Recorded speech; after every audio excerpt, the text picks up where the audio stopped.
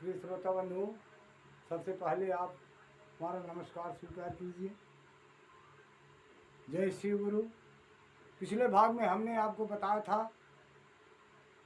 कि वह दंडधारी छत्र लिए बूढ़ा ब्राह्मण माता पार्वती के सामने शिव शंकर भोलेनाथ की तमाम निंदा की, तमाम अवगुण बताए और माता पार्वती को रास्ते से तपस्या के लिए हटने को कहा।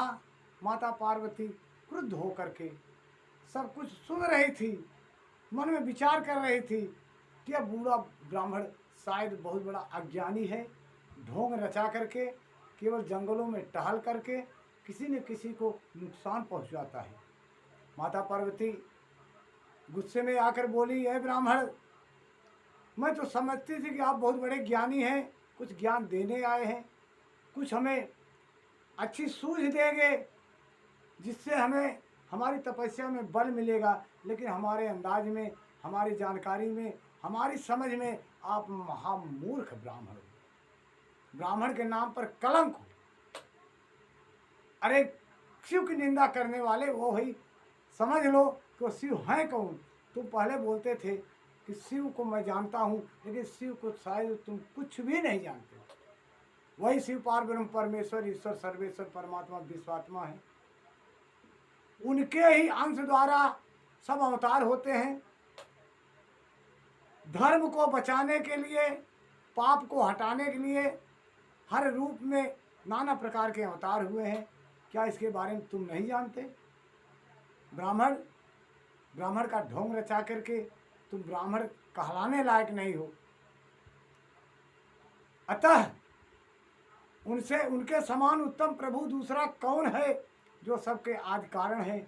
उनकी अवस्था अथवा आयु का माप तौल कैसे हो सकता है? प्रकृति उन्हीं से उत्पन्न हुई है, फिर उनकी शक्ति का दूसरा क्या कारण हो सकता है? ब्राह्मण, जो लोग सदा प्रेम पूर्वक शक्ति के स्वामी भगवान शंकर का भजन करते हैं, उन्हें भगवान शंभु प्रभु शक्ति, उत्साह शक्ति और मंत्र शक्ति प्रदान करते हैं।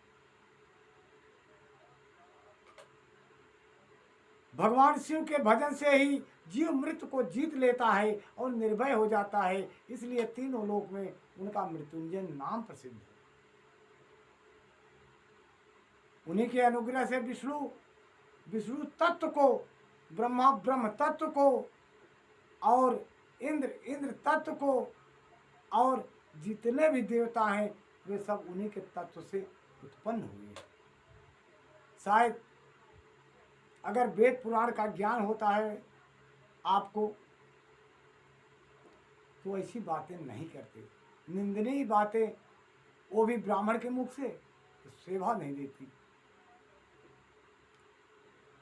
फिर मैया गुस्से से बोली, वे भगवान स्वयं ही महाप्रभु हैं, कल्याण रूपी शिव की सेवा में यहाँ कौन सा मनोरथ सिद्ध नहीं हो सकता? उन महादेव जी के पास किस बात की कमी है जो वे भगवान सदाशिव स्वयं मुझे पाने के लिए व्याकुल होते हैं? अरे यदि शंकर की सेवा न करे तो मनुष्य 7 जन्मों तक दरिद्र होता है, और उन्हीं की सेवा में सेवक इस लोक में तो जीवन अच्छा व्यतीत करता है, परलोक में भी उसके सारे पाप कट जाते हैं, वह अपना जीवन अमृतमयी बना लेता है। और उन्हीं की सेवा में कभी नष्ट न होने वाली अक्षय लक्ष्मी उस भक्त के यहाँ पहरा देती है। सिद्धियां नित्य आकर से नीचा किए उनकी इच्छा से नृत्य करती हैं कि वे भगवान हम पर संतुष्ट हो जाएं। उनके लिए कोई भी हितकर वस्तु दुर्लभ कैसे हो सकती है?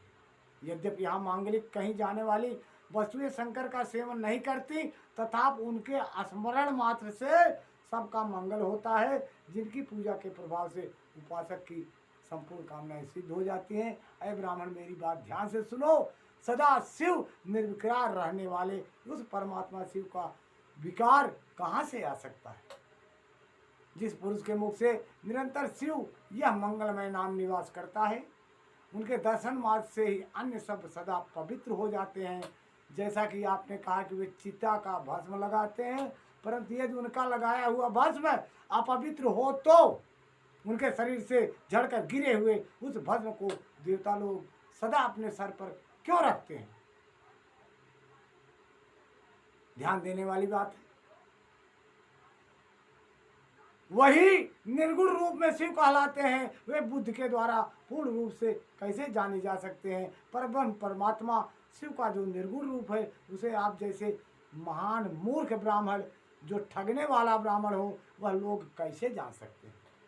जो दुराचारी और पापी है वे देवताओं से भी बहिष्कृत हो जाते हैं। ऐसे लोग निर्गुण शिव के तत्व को नहीं जान सकते। जो पुरुष तत्व को न जानने का कारण यहाँ शिव को निंदा करता है, उसके जन्म भर का सारा संचित पूरी क्षण भर में ही भस्म हो जाता है।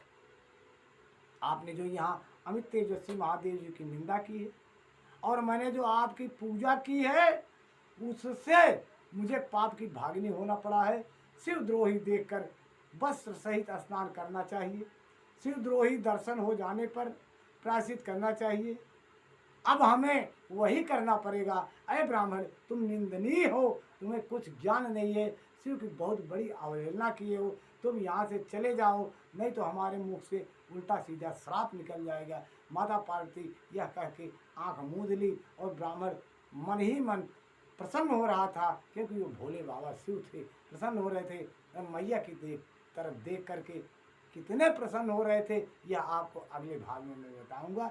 तब तक के लिए धन्यवाद। आप हमारे चैनल को सब्सक्राइब करिए और लाइक करिए और शेयर करिए। आपसे हमारी यही उम्मीद है। हर भाग में छोटे छोटे में करके आपके पास भेज रहा हूँ। आप जरा प्रेम से सुनिए और ग्रहण कीजिए और अपने जीवन में उतारिए। माता पार्वती, बाबा भोलेनाथ की कृपा आप पर सदैव बरसती रहेगी। धन्यवाद श्रोता सज्जनों।